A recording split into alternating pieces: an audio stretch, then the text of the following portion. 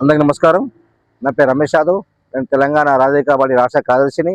ఈరోజు ఎక్కడ చూసినా తెలంగాణ రాష్ట్రంలో బీసీ వాదం వినబడుతుందంటే కేవలం తీర్మానం వల్లనే.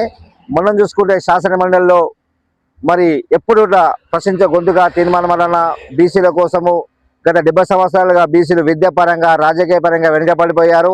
ఇప్పటికీ కొన్ని కులాలు వార్డు మెంబర్ కాకుండా, సర్పంచులు కాకుండా, ఎంపీటీసీలు కాకుండా, జడ్పీసీలు కాకుండా మన బీసీ పిల్లలు బహుజన పిల్లలు చదువుకోవాలి, చదువుకుంటే జ్ఞానం వస్తుంది, తెలుగు వస్తుంది, ప్రశ్నించత్వం వస్తుంది చెప్పినటువంటి వ్యక్తి తీర్మానం వలన ఈరోజు 2028లో మరి బీసీ ముఖ్యమంత్రి తీర్మానం వలన చేసుకోవాలి.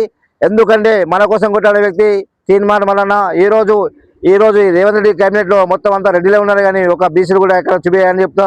ఈరోజు మనం ఎంత 60% ఉన్నటువంటి బీసీలు మరి ఎమ్మెల్యే ఎంతమంది ఉండాలి, ఎంపీలు ఎంతమంది ఉండాలి, ఈరోజు మనకి ఎన్ని విధాలుగా నష్టపోయినామో ఏం చేసామని కూడా చాలా స్పష్టంగా మనల్ని చెప్తుండు. 2028లో తెలంగాణ రాజకీయ పార్టీ అధికారం వస్తుంది. మరి బలన బీసీ ముఖ్యమంత్రి కూడా అయితారని చెప్పి కూడా మీకు అందరూ తెలియజేస్తున్నాను. ప్రతి గ్రామంలో కూడా తెలంగాణ రాజకీయ పార్టీ రాష్ట్ర వ్యాప్తంగా కమిటీలు అవుతున్నాయి. బూత్ కమిటీ కూడా చేస్తాము. బహిరంగ సభలు మన మండలాల్లో కూడా సభలు కమిటీలు ఖచ్చితంగా చేస్తాము. ఈరోజు తెలంగాణ రాజకీయ పార్టీ అధికారం తీసుకురావడానికి మా యువకులు మహిళలు పెద్ద ఎత్తున తరలి వస్తారు. దాని ఈరోజు అగ్రవారి గుండెల్లో, వెల్లమల రెడ్డిల గుండెల్లో మరి ఈరోజు బీసీ వాదము బీసీలు అంటేనే భయపడుతూ వణుకుతూ నిలబడాలంటే ఈరోజు మనం చూసుకునే స్థానిక సర్పంచ్ ఎన్నికల్లో ఎక్కడ చూసినా కూడా బీసీ మెంబర్ కనిపించింది. అది కేవలం తీర్మానం వల్లనే.